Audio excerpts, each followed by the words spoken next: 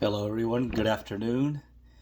My name is Sujit Nair, and I would just like to tell you my testimony about how I came to know the Lord. Specifically, his name is Jesus. So, anyway, I grew up in a Hindu family. Being from India, that's very common, and so Hinduism believes in many gods. There's a god of anger, there's a god of wealth, there's a god of you name it. There's a god for everything. I honestly never really like bought into any of that. I was respectful to my parents, but I never really believed in it. It's just there was no. I'm a prove it kind of guy. I'm a show me the evidence.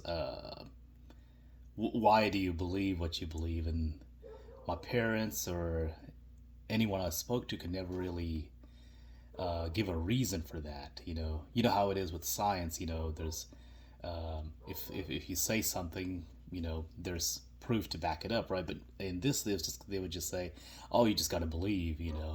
I'm like, okay, so basically, it's just like information or folklore stories that's passed on from generation to generation. Uh, I'm supposed to believe it because my parents believed it, and they believe it because they were told that by their parents, and they were told that because of their parents, and it just goes on and on.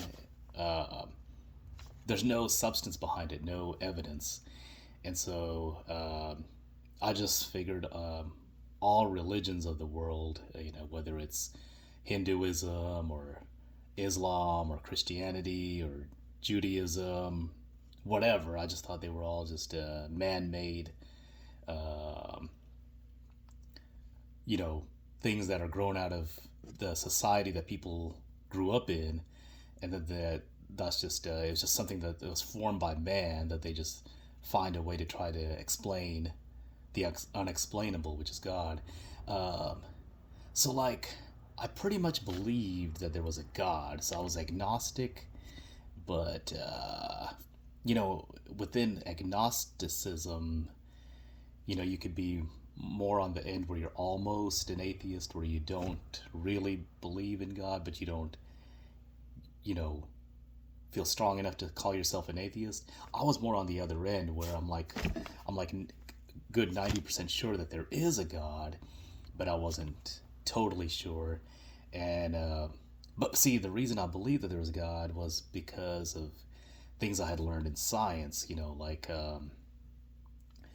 how things are just too perfect for some scenarios for it to be just a coincidence. Like our human bodies. We have all this complex stuff inside of us, and if anything gets just a little bit off, our health goes bad.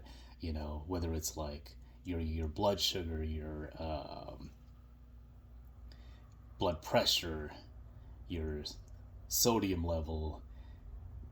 The, we could go on and on. There's so much that if anything gets too far off, insulin levels, you can't function, and your body, for the most part, most people's bodies is able to regulate that. Um, I mean, the ones that can, they're sick, but I mean, most of us can, and so it's just very complex, and just looking at the world, how amazing it is. Like it's got to have a certain percentage of this gas and that gas. The tilt towards the sun has to be at a certain angle. If some of this stuff wasn't in place at a perfect or near perfect level, life couldn't exist. There's other things I can think of. I just can't think of at the moment, but just science that just shows that I just knew it couldn't be a coincidence. Some of this stuff is just too perfect. It's like you can tell there was a creator behind it. So that's why I always believed that there was a God. But I just kind of felt like he just creates stuff and never interacts with humans. He just, you know, there's just and then these religions are trying to reach him, but you know, it's just I just thought all the religions are fake, and that that there's a God, but there's no way to necessarily communicate with him through either one of the religions that exist or through your own religion. You'd be just trying to do something on your own. So I just kind of like always thought, okay, there's a God, and just leave it at that. And like I said, even then I wasn't 100% sure, but I felt like about 90% sure there was a God. Um, anyway, so fast forward, if you think about my when I went to college, my freshman year, back then things were a lot more open, and you could do a lot more things than you can now. But I'd have different groups of people come up to me with pamphlets, Islamic groups, Christian, church groups, um, just other faiths. I'm trying to think of some of the ones, and they would, give me like pamphlets or, you know, little invitation cards or whatever. They would just invite me to attend different things, trying to get me to look into their, religion, and I'd always be like, thank you, but I'm not interested. Um, so I would always dismiss them.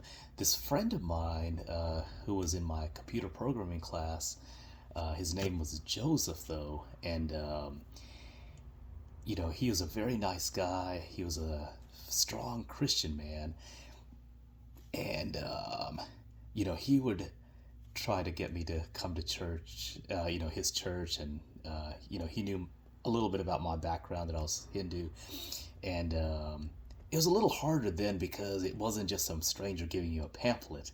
It's a friend of yours, that's you study together with, and he was a very nice gentleman, and I'm the type of person like. I guess you'd say sort of a people pleaser, so it's hard for me to say no in some scenarios. And so I was like, okay, fine, I'll go with you, just to be nice and courteous. And so I would go, and I attended a couple of his, a few of his church services, talked to the pastor afterwards and stuff. And I would try to ask a few questions to try to see if there was any like real evidence. Also, I guess I was a little bit curious, but Joseph, that wasn't really his forte to present proof. Uh, yeah, he would mainly just quote verses from the Bible, and and he would hope to kind of convince my heart, through emotions and stuff. And I guess at that time, like, I wasn't, ready to.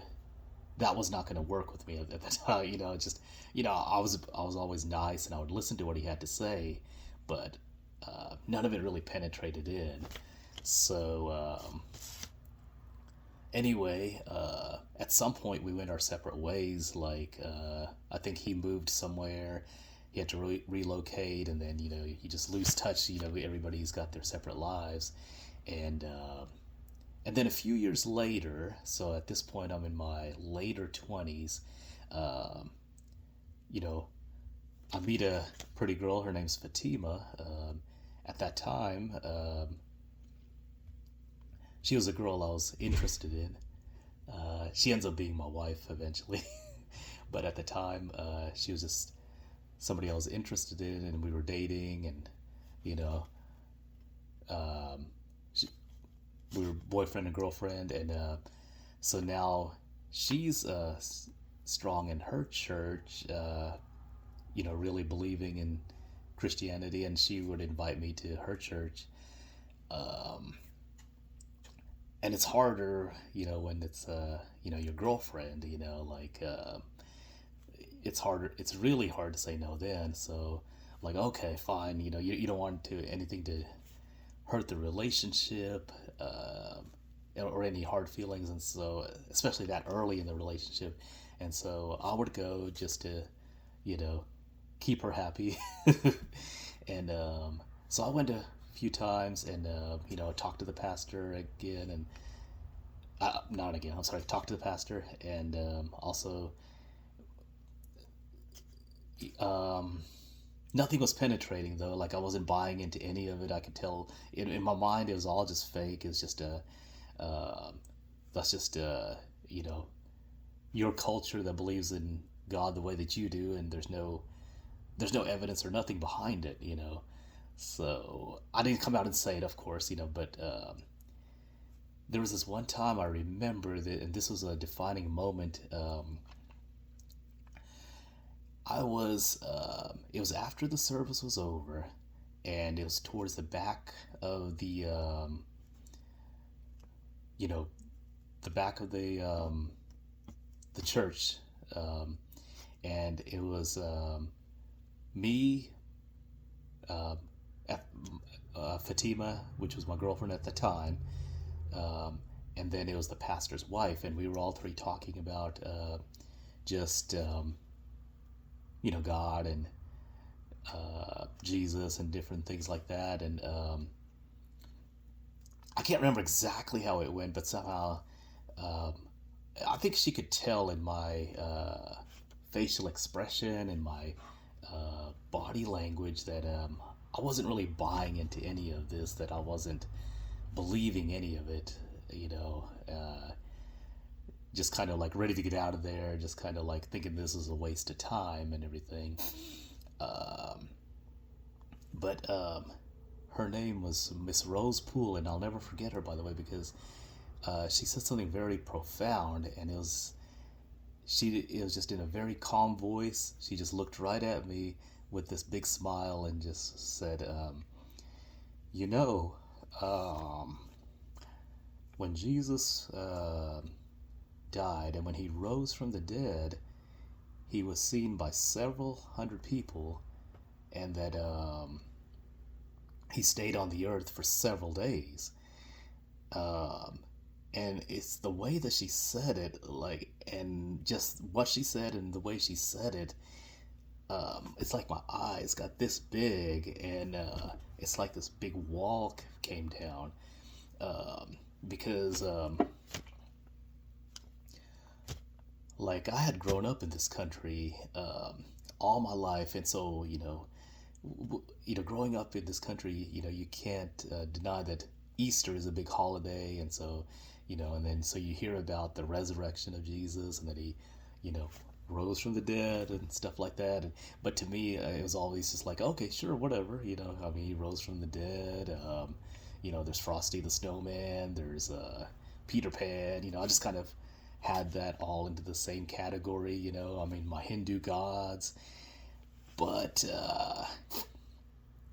yeah, so I just kind of you know had always thought of it in that terms, like, or even if a couple of people had seen him, supposedly rose from the dead, maybe they hallucinated something, but when she said that he like was seen by several hundred people, and that he stayed on the earth for several days, um, although I didn't believe right away, but it's like I said, this big wall came down, and at that moment, Jesus switched in my mind from being just some, Peter Pan slash Santa Claus fairy tale to uh, this could be a real event that actually happened, and if so, that's it changes everything. And so anyway, like I told you, I didn't immediately believe it, but the wall came down enough to where I looked into it, and sure enough, I realized that these disciples of his, Peter and the other disciples, I looked into the history of this, like they lived during a time during, in the Roman Empire, um, when it was not to your advantage to call yourself a follower of Jesus, to be a Christian. Um, it cost them their lives. That some of them got crucified, which is one of the worst deaths you can endure. And so, there's people that die for lies that but they think that it's the truth, like those terrorists that bombed, you know, that attacked on 9/11. Even though what they believed in was a lie, in their mind it was the truth, right? As far as they knew, they believed what they were doing was for God, So at least that makes sense in the sense of their motivation to do it, right? But you can't, and I can't think of anybody that where something is a lie, in your heart something is a lie. So, for example, if they said, we saw Jesus alive after he was crucified, and if you're lying about it, you may hold on to that lie for a little bit, but if you're gonna be killed, if you're gonna, especially a awful death, and you're not gonna hold on to that lie. You're gonna be like, okay, I'm sorry, I was making this up. Please get me, because no one's gonna die for a known lie, and so that was one thing that really got me thinking. Another one was that, gosh, let me think about this for a second.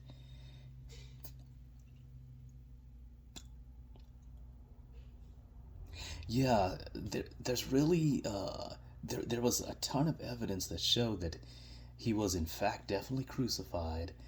Um, the Jews, the Romans, and the Christians will attest to that in history, um, and that he was buried. There's a ton of evidence that shows that. So I was like, okay, well, so if he was crucified and buried, and then, you know, there was a missing body, and the Jews and the Romans who were in control, especially the Romans, no one was able to show his body and be like, look, here it is. Here's that missing body that you're, claiming. The, at least they had to admit there was a missing body. And it's like, then you think about, why is there a missing body? Like, what could be some possible explanations? And, to say that the disciples stole his body when Roman guards are, you know, guarding the body and protecting it, and knowing that if they disobey any order, the punishment is death or something, possibly worse than death. They would make sure that they don't fall asleep, and they make sure that, no one steals his body. Something else must have happened. I mean, and I just went through and thought of all the different scenarios, and the only one that makes the most sense, that made the most sense to me was, I mean, the only one was that he must have really rose from the dead, you know. And if that's true, then I mean, no human can do that. So going back to what he claimed to be, which was the Son of God and in the flesh, and then he rose from the dead, I was like, that's got to be God. Then he's got to be who he claimed to be, and that did it for me. So it was at that same church that I gave my life to Jesus, and I said, I believe you are real. I believe you're the Son of God. And, you know, I want you to come into my life, forgive me for my sins. And this is not just another fake religion. This is God Himself. This is the real deal. And but yeah, it's like I needed to be preached about the resurrection before I was preached to about the cross. I didn't know it. Joseph didn't know it back then. But I got what I needed. And if you know the Lord, I'm thankful to be part of your family. But if you don't, I just encourage you to, do your due diligence and search out the truth, search out whatever it is that you need. If it's evidence, like I needed, then you know, it's worth looking into. It's definitely worth looking into. Eternity is too long to be wrong. My old pastor always used to say that, and it's true. So, yeah, that's my story. So, have a blessed day.